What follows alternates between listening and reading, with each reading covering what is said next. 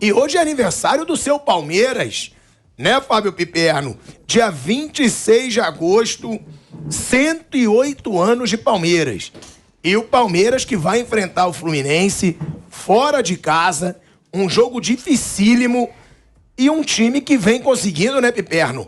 Nesse período onde o Palmeiras teria jogos muito difíceis, ele já venceu o Corinthians, já empatou com o Flamengo e agora tem o Fluminense, podendo aí somar mais pontos nessa sequência tão complicada, né, Piperno? Estou inspirado, um abraço aos colegas, nossa enorme audiência, sem dúvida nenhuma, né? Eu até brincava com o Vanto outro dia que... Deixa eu dar os parabéns também pro Palmeiras, que eu não dei, né? Abriu o discurso. Obrigado. Parabéns aí ao Palmeiras. Ah, não, calma aí, bota a câmera no Vamp. Não, parabéns. Não, mas é rival. É. Mas é verdade, por favor, Vamp, olha lá pra câmera. Parabéns pro Palmeiras, 108 anos. 108 anos. Grande agremiação, rival. E vai sim, digo jamais. De vez em quando, algumas vezes sim, mas não é pra sempre não. Piperno, seu microfone tá ruim. Vamp, por favor, então, seus parabéns pro Palmeiras. O Palmeiras, 108 anos aí, né? Tem grandes amigos, são muito bem recebidos lá. O cara que coordena a divisão de base do Palmeiras, o João Paulo, companheiro meu de Vitória, jogou junto comigo. Outros jogadores, César Sampaio, Marcos, Assi, Júnior, Roque Júnior, Crebão, Evaí, Paulo Nunes, uma galera aí de ex-jogadores que a gente duelou bastante. E hoje a gente convive, sempre conviveu em harmonia, grandes amigos. E o próprio presidente, né? O presidente do Palmeiras, o ex-presidente Paulo Nobre, né? Todos ali. Parabéns à agremiação. Mauro César Pereira, o microfone do Piperno a gente está recuperando aqui para falar sobre essa situação do Palmeiras, né, Mauro? O Palmeiras, ele tinha essa sequência de jogos difíceis, porque já consegue vitória contra o Corinthians, não perdeu para o Flamengo, que é o seu grande concorrente na briga pelo título, e agora enfrenta o Fluminense. O Palmeiras, ele pode ter uma certa vantagem pela semana do Fluminense, que teve jogo decisivo, teve esse jogo contra o Corinthians, ou não? Ou o Fluminense, por jogar no Maracanã e pelo que vem jogando, pode até ser considerado favorito contra esse Palmeiras no Maracanã, Mauro? A grande questão é que a gente não sabe que time o Palmeiras vai colocar em campo, né? Porque se descansou essa semana, nas duas próximas vai enfrentar o Atlético. E o jogo seguinte, na terça-feira, no Paraná, sem Scarpa e sem Danilo. Então, eu não sei que time o Palmeiras vai colocar em campo. Acho que ninguém sabe. Vai ser o time completo ou um time reserva, ou quase isso, com Scarpa e Danilo que não podem jogar na terça-feira, né? Porque esse jogo de terça-feira me parece que é o jogo mais importante para o Palmeiras na semana, porque mesmo que ele perca para o Fluminense, ele continua com a vantagem de 5 pontos, continuaria, né? 5 pontos à frente do time do Fernando Diniz. Ou seja, a gordura que ele tem e gordura que não existe, evidentemente, na Copa Libertadores. Porque não houve o primeiro jogo, né? Para você ter gordura no mata-mata, você tem que vencer o primeiro jogo para entrar no segundo com vantagem. E esse vai ser o primeiro confronto. E é um confronto que ficou, acho que, mais preocupante até para o Palmeiras pelas ausências desses dois jogadores. Né? A quantidade de situações de gol que o Palmeiras vai criar sem Scarpa, evidentemente vai ser menor do que com ele em campo. Isso já é um problema. O Danilo também dispensa maiores... Bola parada, né? Exato. Bola parada e bola rolando, né? Ele é o cara que faz as assistências, né? Mauro, só para complementar o seu argumento, provável escalação, cavalaria completa. Então, essa é a questão. Vai completo ou ele, de repente, vai pensar na terça-feira? Porque o jogo de terça tem algumas peculiaridades. São duas baixas importantes do Palmeiras e um reforço do Atlético em relação ao time do outro mata-mata, Copa do Brasil, que é o Vitor Roque. Ele não pôde jogar contra o Flamengo porque ele não podia jogar a Copa do Brasil pelo time do Felipão. Ele tinha jogado já pelo Cruzeiro, né? Então ele não poderia jogar pelo Atlético. Então esse jogo de terça-feira, em condições normais, Palmeiras inteiro, e se o Vitor Roque não pudesse jogar num cenário com esse moleque em campo, esses dois desfalques do Palmeiras, é um jogo que requer uma atenção maior. Né? Até porque o Atlético com o time reserva ganhou do Palmeiras aqui dentro do Allianz Parque no Campeonato Brasileiro. Foi uma das duas derrotas do time, né? do Brasileirão até agora. Ambos em casa, uma para o Ceará, logo na estreia, aquela derrota surpreendente, até porque o Atlético colocou um time reserva e venceu. Então acho que tem um combo aí de questões aí para serem definidas. Né? Se jogar completo o Palmeiras, eu acho que aí fica um jogo muito equilibrado. Não vejo assim tanto favoritismo. Agora o Fluminense toma muito gol, né? O Fluminense só não tomou, nos 10 últimos jogos, só não tomou gol do Cuiabá, ganhou de 1-0.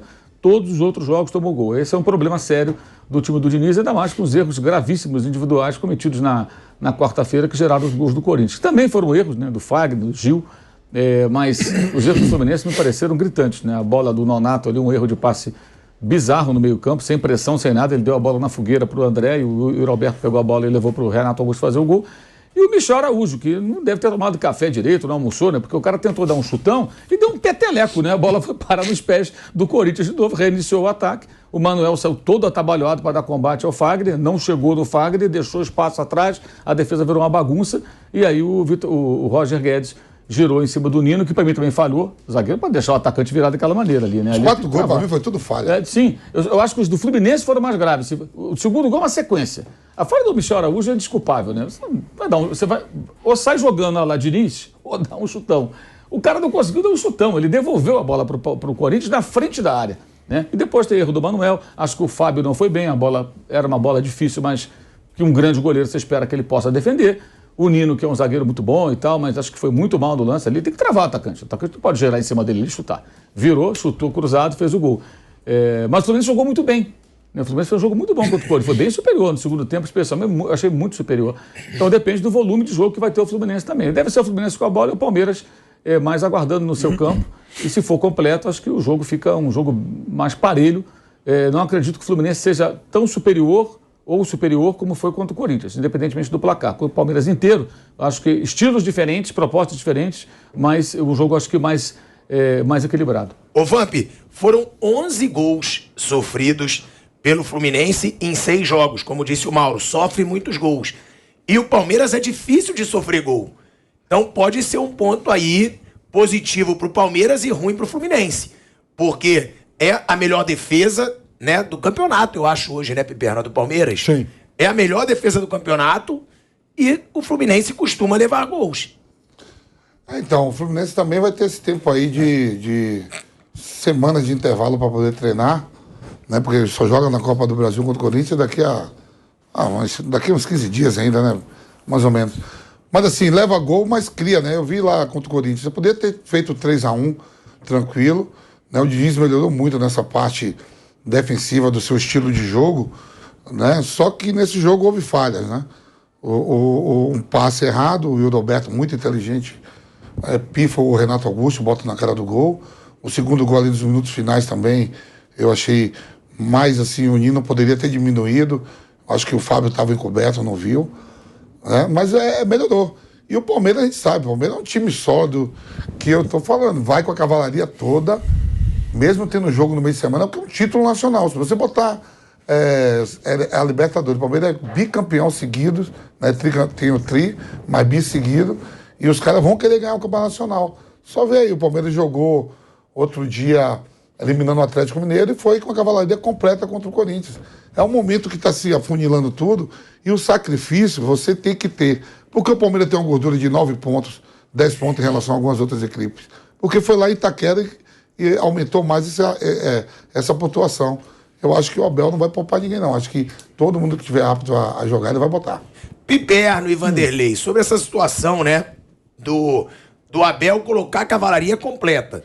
Que a provável escalação é essa cavalaria completa do Palmeiras, está aqui inclusive em toda a mídia, como a provável escalação o time inteiro, tirando, claro, o Scarpa e o Danilo, que vão cumprir suspensão. Agora, mostra que o Abel tem realmente esse foco no Brasileiro nesse ano, porque tem jogo de Libertadores na terça. Pode comprometer em alguns aspectos, jogador, cansaço, lesão, ou não. É normal do Abel? Vocês acham que ele faria isso de qualquer forma? Até pelo que o calendário aponta, não é uma questão de ter foco, de dar prioridade para essa ou para aquela competição. Ele está claramente disputando 2 títulos. Lidera com boa folga, com boa margem, o Campeonato Brasileiro. É favorito, que não quer dizer que já venceu, já ganhou, tem muita coisa pela frente. Se perde, por exemplo, no final de semana, a confortável diferença de 8 pontos baixa para 5 e aí faltariam 14 rodadas. E, quer dizer, 5 em relação ao Fluminense, o Flamengo pode diminuir isso para 6. Então é óbvio que o campeonato, de certa forma, ganharia um tempero, um molho a mais. Então, ele sabe disso. Ele sabe fazer conta. Então, ele briga sim por 2 títulos. Agora, uma competição exclui a outra? É claro que não. Quer dizer, eu acho que dá sim para jogar os 2 torneios agora com força máxima, até porque o Palmeiras vem aí de uma semana que não teve jogo, os outros tiveram desgaste, e aí sim tem algum jogo. Todo jogo vale 3 pontos, mas tem alguns jogos que são mais importantes que outros. Você pode tirar, dependendo de como tiver o resultado, você pode tirar até alguns jogadores para descansar durante o jogo. Exatamente. E aí, Vamp, assim, se você vai jogar contra um rival direto, que está mais desgastado que o Fluminense, tem uma batalha no meio de semana.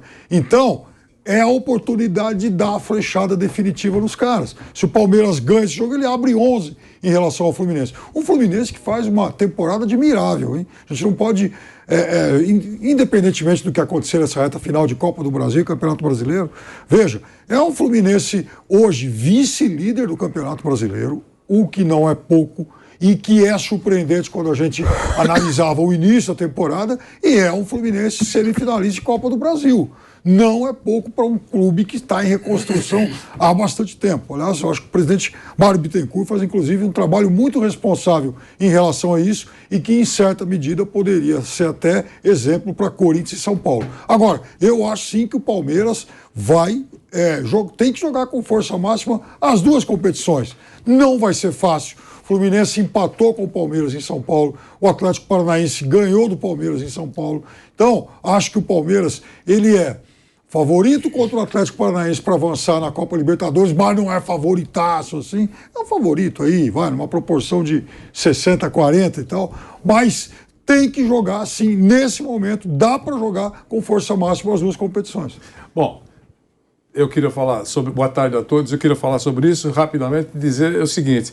Além dos fominhas que jogam bola pelo Palmeiras, o professor Abel Ferreira também tem toda a pinta que é um fominha.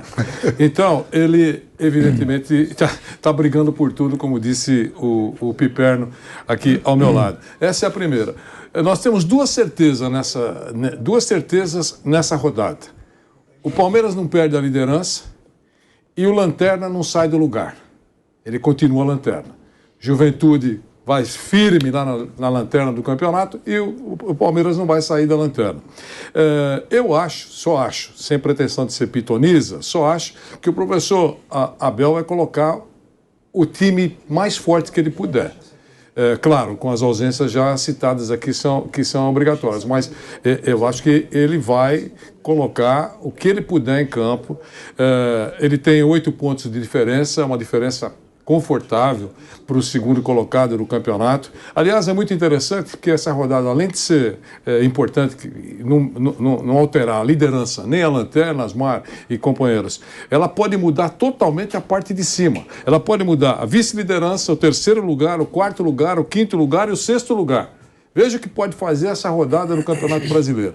Dependendo do que acontecer, com resultados, aí pode mudar a composição. Muitos jogos importantes, né, professor, nessa rodada. Então pode mudar tudo. Veja a importância. Eu entendo que esse clássico é muito importante para o Palmeiras, mesmo tendo folga. Eu acho até que com essa folga o time entrará mais tranquilo, mais cadenciado. O problema passa a ser do Fluminense para tentar encurtar a diferença.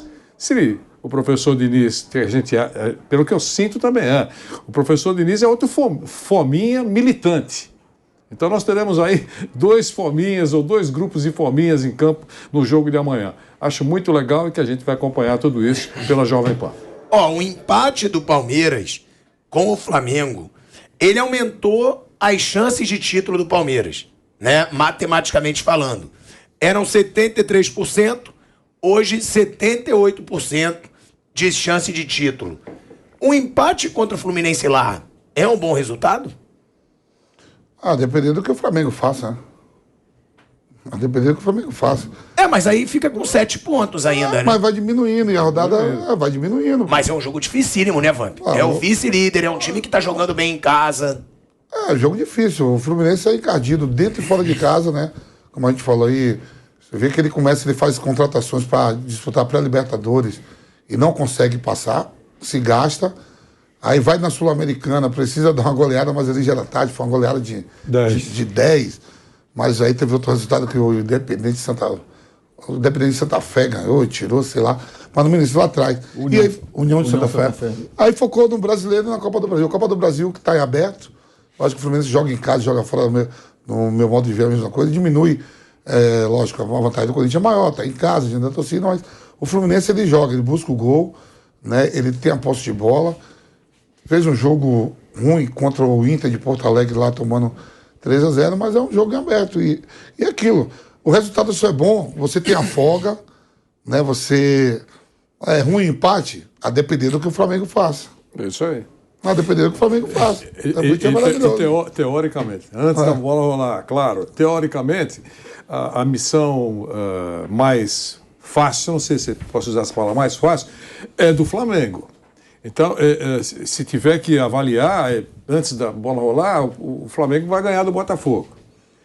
Passa pela cabeça do Palmeiras, ou de quem manda no Palmeiras, que se isso acontecer e a gente, o Palmeiras, empata ou perder o jogo, vai encurtar mesmo.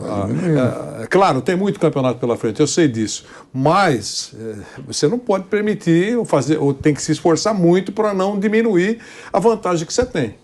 Até porque tem muito campeonato pela frente.